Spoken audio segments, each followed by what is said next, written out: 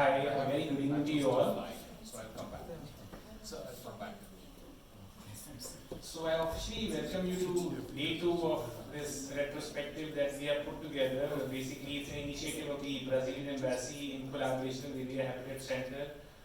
It's a retrospective on the famous and noted and well-respected documentary filmmaker from Brazil, Joao Moreira Salles, who for almost last 3 decades, 3.5 decades, has been making some wonderful documentaries, and we have 3 of his documentaries as part of our retrospective. We started yesterday with a first offering, which was In the Intense Now, which was a film that partly dealt with his own personal side, in that how his mother was involved, and he used some of her home videos, and he merged it with some of the clippings that he got from movies, some of the archival footage, newsreels, and all that, came together to give rise to this international sort of a narrative which take us through the 60s, the tumultuous 60s, through what was happening in China with the Cultural Revolution, what was happening in Brazil with the coup,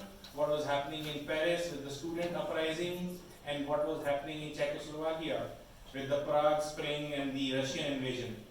I am really grateful to the director of the India Habitat Center, Mr. Sunit Tandon, who has been a pillar of support for all our initiatives, especially this particular retrospective that's been put together by the Brazilian Embassy. So I thank India Habitat Center, Mr. Tandon, and his wonderful team.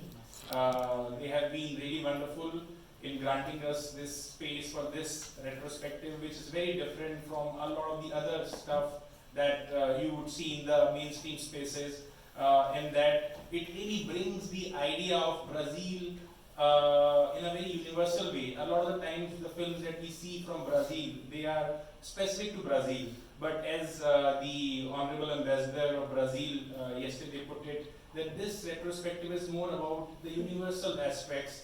And also, there is of course Brazil, there are things that directly concern Brazil, but the world view and the universal view is what separates films of Joao Moreira Salles from a lot of other Brazilian filmmakers. So before I introduce today's film, I would like to welcome the Honorable Ambassador of Brazil to share his words on today's offering, which is a wonderful film about this wonderful pianist, Nelson Freire. His Excellency, please do oblige us with a few words.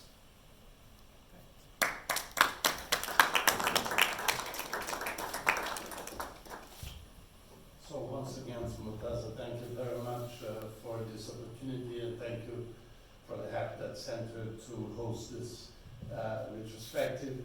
So this is, as you were mentioning about yesterday's movie, there's always a personal dimension to all his movies. In this case, I don't know if you know, but Joao studied almost as a concertist, piano concertist, when he was a young man, like Ethan, by the way, who is here, and who is a brilliant young pianist. I'm very glad that he's here to see that movie.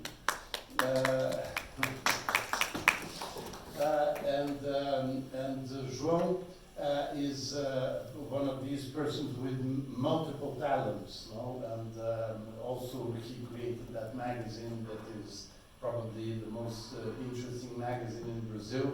He's a cinematographer, loves music, but the fact is that what is established in this movie, and I think is very important, is the tradition of Brazil of having very good piano players.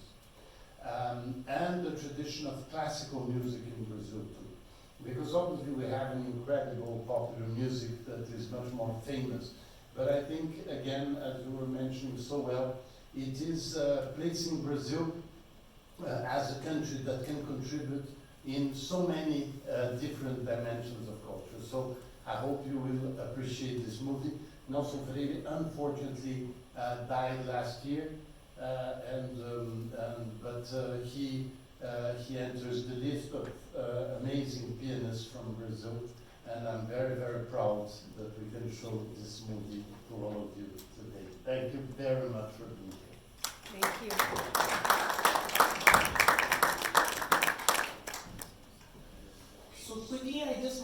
give you, an overview about who this personality is.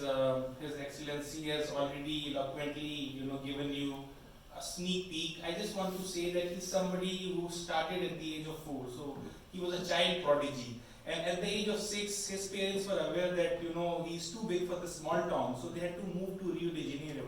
And you will see, in that letter in this film, that how emotional it was for the family to shift their base from this small city in Brazil to this big city, because they knew that this is a child prodigy. And this is somebody who's going to make not just, us proud, our family proud, the country proud, but the whole world proud of what he achieved. And the rest, as they say, is history. And this film is a testament to, of course, his genius as a pianist, classical pianist, as somebody who has often been, revered for his wonderful, immaculate technique, for his nuanced and very beautiful, skill and the art that he had, the way that he had with music. And a lot of people, in fact, the Boston Globe wrote that he is somebody who is never missing a note. He would never miss any note. He would never do anything forced. He would never do anything which is, something that can be called a gimmick. So it just flows. The music just flows, and this film actually celebrates that. And this takes us back to the idea of the fly on the wall technique. During the early days of documentary, as it was evolving as a medium, we had the likes of Robert Flaherty, and they made films like Nanook of the North. We had the great Russian filmmaker Ziga Vertov making Man with the Movie Camera, which till date remains one of the greatest films ever made, along with Nanook of the North. And then as we moved on, we came up with styles like cinema verite. Direct cinema came into being, and this is also very similar to the idea of direct cinema, because Joao Salles for 2 years was only observing this wonderful legendary pianist. He knew that this man is media shy. He knew that this man is not somebody who likes his spaces intruded, that too by a filmmaker. And so he respected that for 2 years, and he also shared this, prodigy sort of a relationship. So he respected that. So for 2 years he followed him throughout, the globe, throughout his performances. This film will take you to, of course, Brazil, to Belgium. It will take you to Russia, France. So that's what makes this unique. So this was happening for almost 2 years, and it was only at the end of these 2 years, when he had completed the film, that he finally interviewed him. And this interview, has been, placed in a very beautiful manner. So you will see throughout, small segments throughout the film. But I just wanted to tell you that it was something that he did only at the end. So for almost 2 years, he kept on following him. So you will see him in Nelson Freire, the great musician, in his concerts. You will see him backstage. You will see him with his fans. You will see him with his beloved legendary fellow pianist Murtaza. So you will see all of that, and it is very similar to direct cinema or fly on the wall technique, wherein the filmmaker doesn't want to interfere with what is happening. He just wants to be a silent observer. So for the most time, he is that silent observer, and that sanctity only breaks when he conducts this interview, which you will see. And using this interview, using these letters, using these wonderful, revisitations of the past, you will see the idea of memory coming to the fore. And this is not just a film about the personality. This is also a film about the music. This is also a film about journey, and so many things, that came together in making this film a reality. And I personally really feel that this is a kind of cinema that needs spaces like these.